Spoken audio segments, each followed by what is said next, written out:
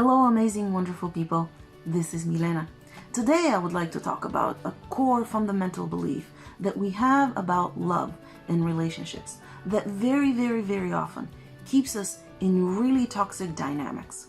And it could be with intimate partners, and very often it manifests with relatives as well, siblings or parents or extended family. But I've seen it over and over again. And it is near and dear to my heart because it's something that I grew up with and something that I feel like I was bombarded with from movies, the media, everywhere. And it has to do with love. We are very loving beings. We are the embodiment, the expression, the essence of love. But of course, over the years, we got very disconnected from that, disconnected from ourselves, from our own essence. And that's why we very often seek to receive that love from outside. And we also want to give love because that is our natural state of being. We seek to give it to others. But the biggest fundamental belief that I'm talking about is that if we truly love, if we truly deeply love, we are willing to sacrifice and put up with anything. And if we don't, that's not true love. Forget about the family or school. Let's look at the movies, just the movies that we grew up with and that we keep seeing. What does love include? Sacrifice, putting up with all kinds of stuff. And that tells us that is true love. There are some really famous gurus, life coaches out there who say, if there's no pain, there's no love. What? Really? This is the biggest, most suffocating negative program that I've ever heard of. But this is why very often we sit within, we stay in toxic relationships, because for most of us, our intimate relationships or our relationships with our close ones, with our family and extended family, takes up so much of our life. It's a really important part of our lives. And if there's toxicity there, it drains so much of our energy that we could be using for amazing, wonderful things. There's no need for sacrifice.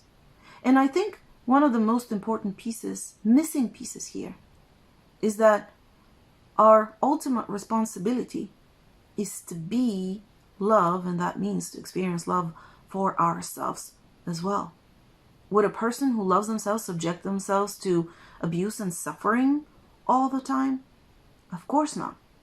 And this question came up in my work with a couple of amazing, wonderful ladies who are doing their own inner work and have been working on themselves for a really long time now, who were in toxic relationships and very recently decided to free themselves from it. And that inspired me to share some of those things with you as well, because I know that they were not the only ones. I'm not the only one who experienced that and grew up with that encoding. One of them said, well, I thought that if I expressed how I felt and I set my boundaries, that would be ego, and that I needed to work on my ego to free myself from my ego. How is putting healthy boundaries ego? How is calling someone out on a hurtful behavior ego? How is saying, thank you, I love you, but no, this is not for me, ego? And you see, those of us who are so dedicated on working on ourselves and doing our own inner work very often fall in that trap. The other amazing lady that I spoke to said, well, I said, why do you keep coming back to this relationship? Because it was kind of one of those things over and over and on and off again. And she said, well, he really pushes my buttons and helps me see the stuff that I need to work on. And I said, do you need this person to push your buttons in this way in order for you to recognize what you need to work on? What would your life look and feel like without it? Sometimes the button that is being pushed is for us to recognize that it's our job and our responsibility to say no. If somebody's yelling at you or offending you, treating you unkindly, is it love to continue allowing that behavior? Absolutely not. And I think one of the things that is helpful for us is to understand that putting up with it actually does not help the other person even a little bit.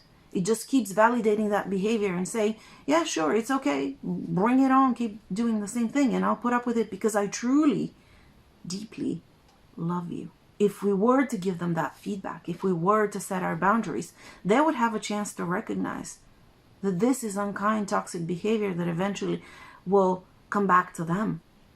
And they will have the choice and the option of doing something about it. Now, the biggest and most important thing to know is that that transformation is not about the other person. It's about us. And us clearing those beliefs and programs that we have stashed and attached to us still. When we remove those, the other person or people's behavior might change or transform or not. And then we can make decisions accordingly. How do we know if this is the case? Because I often hear people say things like, well, but we're great otherwise. Okay, otherwise. What percentage of your interactions altogether is positive? Is the grand majority of it toxic, where you need to process and work through stuff and buttons that are pushed?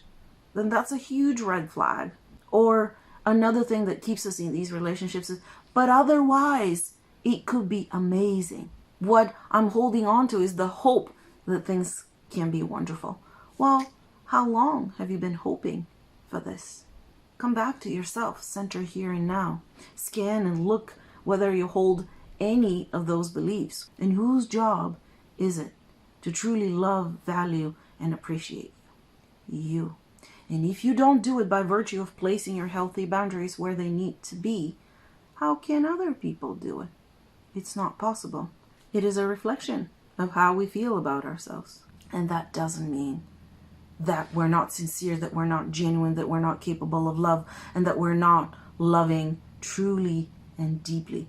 This is a lie that has been sold to us because it does keep our vibration low. It keeps us in toxic relationships, which at the end of the day takes a lot of our power, a lot of our energy, and makes us less able and less capable. And what we're moving toward is exactly the opposite.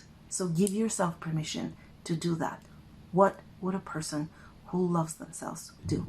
And if you're not quite sure how to handle interactions like that, whether it's an intimate relationship or relatives or spouses' relatives, book a session at askmilena.com. Remember to subscribe to my newsletter so that you can receive information that I only share in it, and subscribe to the channel as well if you have not done so below.